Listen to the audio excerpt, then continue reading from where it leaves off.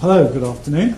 I'm Simon Atkinson. I should start by saying that I'm here as an employee of Massey University, but tomorrow's my last day. So there's a communication glitch, and you'll see my new employer, but not for 2 weeks, is the London School of Economics and Political Sciences. And I'm very pleased to be going there. I'm not just saying that because Steve's sitting in the audience. But I'm sort of here, if you like, aware that I'm on the cusp of something new, and that's quite exciting. I also, this morning during the keynote, was thinking about the story about the NASA, who I think spent $6 million, I gather, trying to work out how you could develop a pen that would write upside down, and the Russians decided they'd use a pencil. I'm sure you've all heard that story. I'm the boy with the pencil. You'll see why in a minute. I'm an educational developer, first and foremost. And I've been working with staff in some form of academic development role for about 17 years. A lot of it with educational technology, a lot of it wearing e-learning roles, a lot of it in relatively senior positions, but always focused on the experience of individual academic staff and their practice, and that's really what fascinates me. And what I started trying to do in a particular institutional context about a year ago was try and bring together some tools and resources for staff in my institution at Massey that would bring together aspects of good practice or best practice from a range of different fields, and all of these have been mentioned already today. So first of all, John Biggs's notions of constructive alignment, the issue about effective learning outcomes, effective assessment design, effective teaching and learning activity design, all based around active verbs, the work that Diana's done, which obviously we're all familiar with, and also some of the work around the toolkits, which I'll come back to in a second. And the reason for wanting to explore toolkits, and you'll see I've tried to bring this together, is that this was mentioned this morning.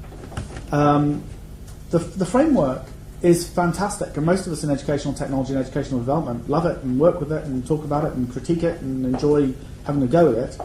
But actually, when you sit down with an individual academic member of staff and try and have a conversation, it's not always terribly meaningful for them.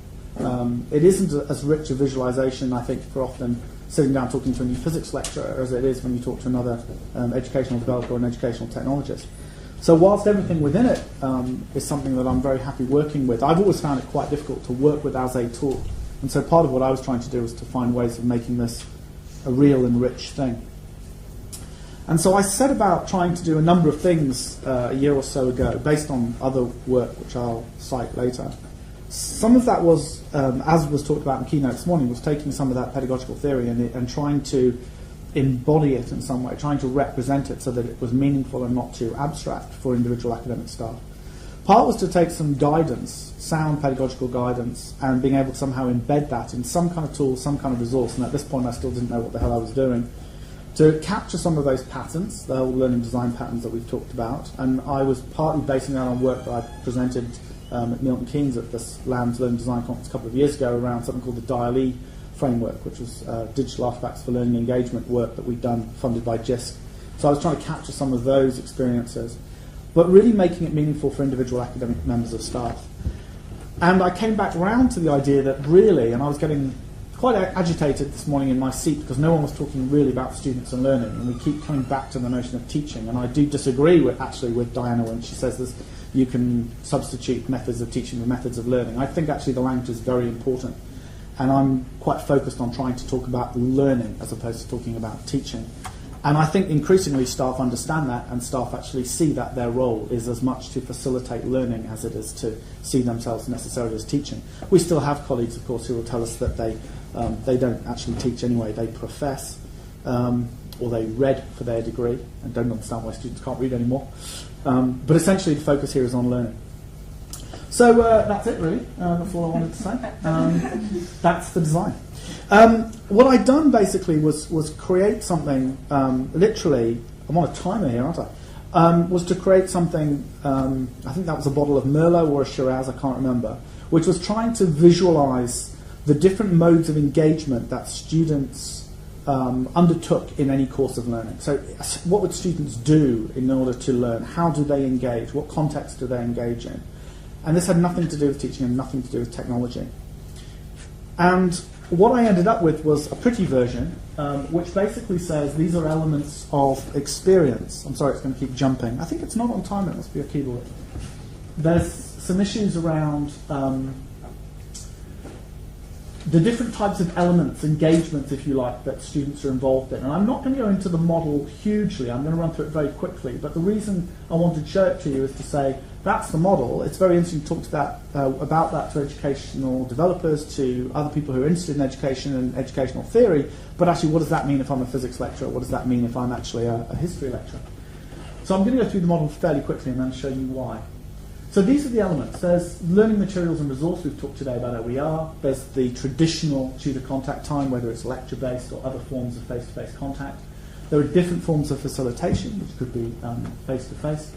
There's increasingly an emphasis on peer learning, so learning that's actually moderated amongst peers. Then there's the social context, because we sometimes forget that our learners, whilst they're operating with their peers, are also operating with other people outside of their university experience. We know that a lot of students are working, some full-time, and so on.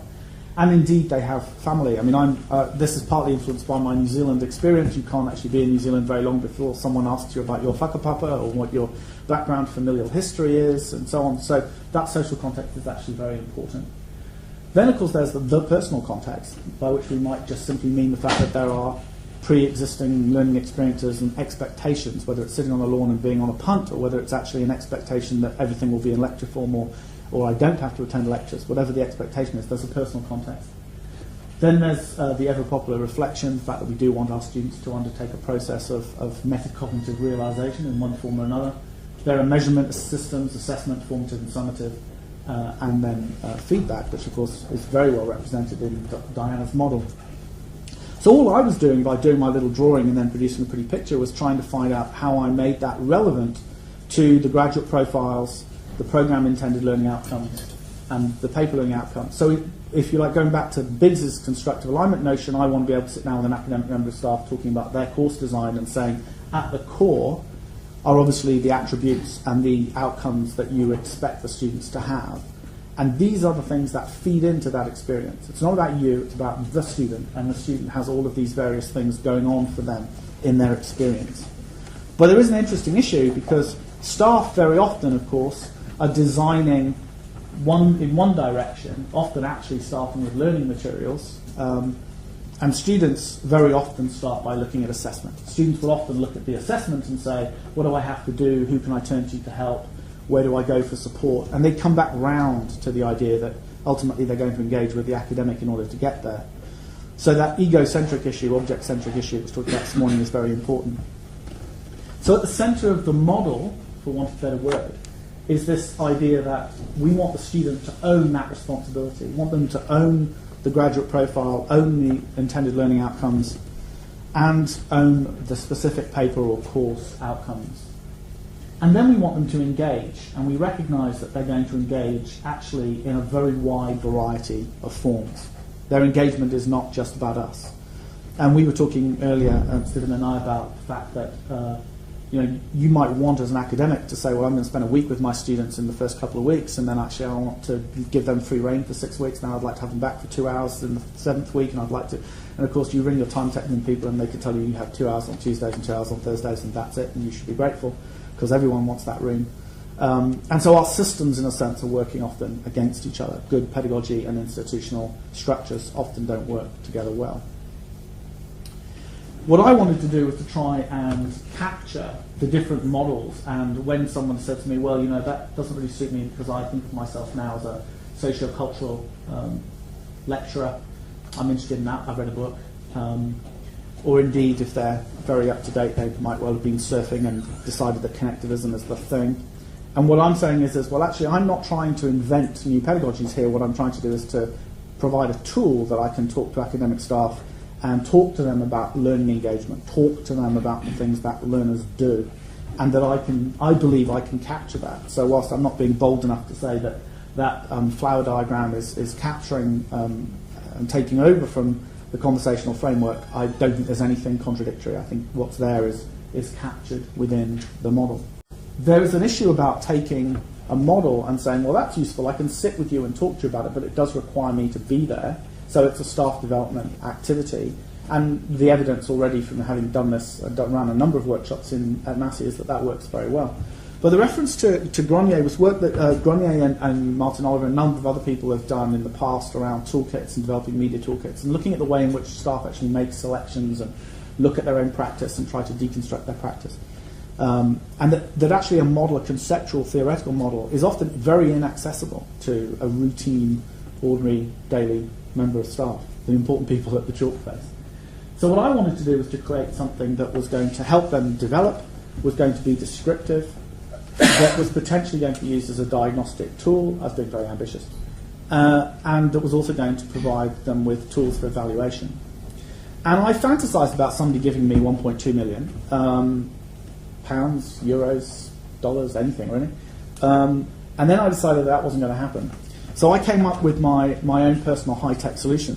The reason being, actually, that I sat down, and it was mentioned in one of the presentations earlier, I sat down and decided that one of the biggest problems that I've encountered in all of the e-learning work that I've done is that in introducing, whether it's Sakai at Hull or developing Moodle at Massey, that as you introduce a new environment, you challenge people's academics expectations, you challenge their sense of themselves, you're asking them to think again about what they do. And whilst I'm very keen for people to deconstruct their practice and reconstruct their practice, which is I think what educational development is all about, you do need to make it as easy as possible. And so following the work that we've done with the JISC funded project on Dial-E, which was actually deliberately low tech, I wanted to follow a similar vein. So I actually went to Excel, and somebody mentioned this morning about spreadsheets as design tools not actually being very creative or sexy, and I recognised that, but I wanted to do something with Excel because I wanted to be able to work with a toolkit. So you hopefully would recognise instantly from the visual that there is something there which sort of carries over from the model. So the elements of the model have come across into an Excel spreadsheet, and I just want to talk you through how this works. At the bottom, you will hopefully be able to see from the back there are individual sheets and pages. So the first sheet essentially introduces the model, describes a little bit about it, has some links off to some YouTube video, one of which talks about this and the conversational framework, and one of which talks about how you actually can change things. And there's a blog site where this and this presentation and the details are all available. And that actually makes it clear, there's a little explanation here on the tool workbook that you can actually delete individual sheets without damaging the integrity of the spreadsheet. There's then something about the way in which the SOL model works. So I'm sort of assuming that staff have gone and watched the little 10-minute video, but essentially what we've then got is within each of those elements, we've described what those elements actually are, what we mean by feedback, what we mean by assessment, and asked a number of questions of students. So, for example, under learning materials, just to follow on from what was just said, you can see here at the bottom it says learning materials. The materials are provided usually in advance to support domain knowledge acquisition, and under questions, what material already exists. So these are prompts for you to think about what it is. All of this was what Diana was talking about this morning, are the kind of things that you want people to be thinking about as they go into the process. But Excel actually has this kind of slightly neat function in that you can actually then embed as many comments and things as you want. So in addition, we've been able to then embed comments, and this is where I am at the moment, putting some of that pedagogical guidance straight into this as a toolkit, as a spreadsheet toolkit. So this one is about reading comprehension, because one of the standard questions that we get asked by staff when they start putting their learning materials together is, well, I don't see why they can't read 17 articles before breakfast, because I do. And I think academic staff often forget that academic staff, almost by definition, are very successful students. It's said today about the dangers of reproducing practice. They are successful students. And so actually their expectations are of very successful students. And you're trying not to tell staff to dumb down, but you're trying to help them to understand the mechanisms, if you like, and to look at the experience holistically. And I'm trying to get them to look at this experience across a very wide range of elements, some of which is around learning materials and contact time, but also other aspects of your individual work. So we provide that. We then provide an overview, which actually, really already, good Lord. To 20 minutes. All right. Which provides an overview of the structure of the course. And actually it was interesting, I hadn't seen the LDSE tool this morning, but they put a pie chart in as well. It's a very useful illustration. So I picked up my 9 elements, and again, this one is illustrative, but essentially what it's designed to do is to say this is the balance and weighting of the kind of activity that you're asking students to do. And there's no imposition here. This is not forcing you into a particular model of practice. If you wanted to, you could actually still stand up and teach on your feet in front of the class for 3 hours and ask them to do 4 hours reading, and that would just simply be reflected in the model. So that's an overview, and the overview is simply built from each individual week. So the idea is that I would prepare this each week, and I would actually go through and describe what it was I wanted the students to do in terms of engagement, and in doing so, under each of those headings and categories, and allocating time, because I'm interested here in student workload management, one of the things that I'm doing as a result of that is getting an image of the kind of experience that that student is going to have, week by week. Now, the reason I'm doing that, there's a couple of reasons. We as an institution moved into so-called blended delivery at Massey. And of course, what happened was staff often took their existing face-to-face practice, did a lot of work producing fantastic learning resources, but didn't necessarily account for the facilitation that was required in addition, and so found themselves doing an awful lot of additional facilitation. But in some cases, then still walked into the classroom and taught the material that they just produced beautifully for all the distance students to access. They didn't use that material for the students face-to-face. They still used their classroom time for delivery. So the issue about staff workload in this increasingly blended environment, I think, is interesting too. And that was one of the reasons why there was a heavy emphasis here on time. There's also in this particular version 1.2 is that there's a blue column there which actually allows the student, if they're given this as an Excel spreadsheet, to record the amount of time they actually spend. So they're actually thinking through the amount of engagement that they're making with each of these various categories as well. So, for example, and somebody said to me at a presentation I did at DEANS back in April, the Distance Education Association in New Zealand had a conference, and this was at a very early stage there. And I actually had a version of this, and they kind of said to me, well, there's no detail there, there's no information there.